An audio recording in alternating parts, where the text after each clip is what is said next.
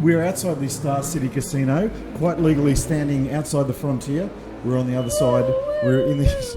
We've been watching Pia Andersen and her Lonesome Playboys, and now we're halfway through Jordan C. Thomas. All the way through, there's been these amazing dancers, swing dancers.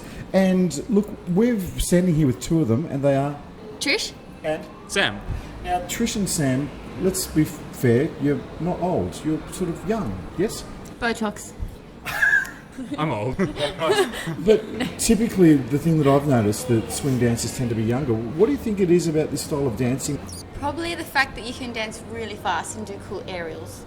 I think that's a bit. For me, I really liked the music before I ever saw the dancing. I worked in a restaurant that had live jazz playing, and my favourites were the more rock bluesy stuff and the swing jazz that they played, as opposed to the bebop side of it.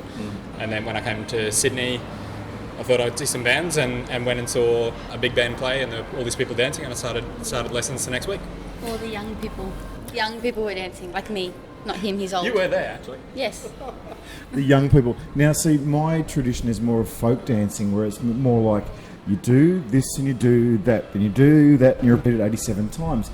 Is it what you're doing set dancing, or is it more improvisation? You make it up normally just after you've done it. Right. Yeah, it's very make it up as you go along.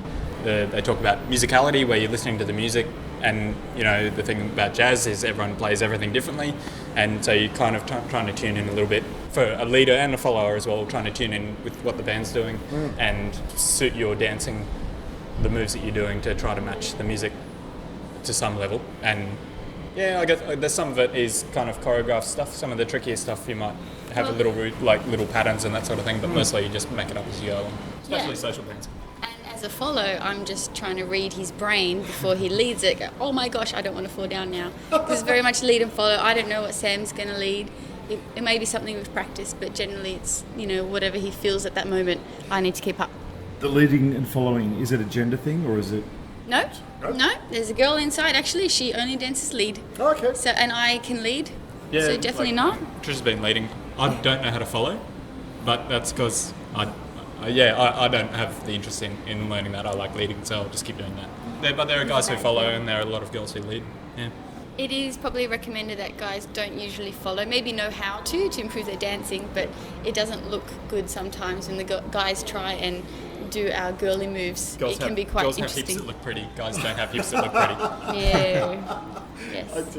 Yeah, actually, I'm hearing you there. So just walking into Star City for me is a bit of cognitive dissonance.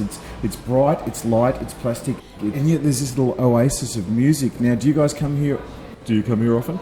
Yes, I do. I like long walks on the beach. Yeah. We do. It's on weekly. So we try and come weekly, but there's other gigs. Which bands are playing. It's like sometimes it's very kind of rockabilly, and we know that it's going to be a rockabilly band, which is like I'm not that into that side of the music. I like the more jazzier side of it. So yeah, but there's normally regular gigs that you can go to. Where might those gigs be? So for me, if I'm not here, there's bands that play in Newtown at Corridor on Thursday night, which is the Finer Cuts, which are a Dixie jazz band, so New Orleans style jazz. They also play on Sunday afternoon at the Sydney Hotel, and otherwise, then there's the different schools around Sydney put on their own kind of social dancing nights with just people playing music off iTunes for everyone to dance to. Yeah. Nice. I go anywhere. I dance rockabilly and rock and roll, unlike Sam. So I'm more of a snob. Yeah. I'll go wherever the parties, really, weekly, maybe 2 or 3 gigs a week, so that's pretty good.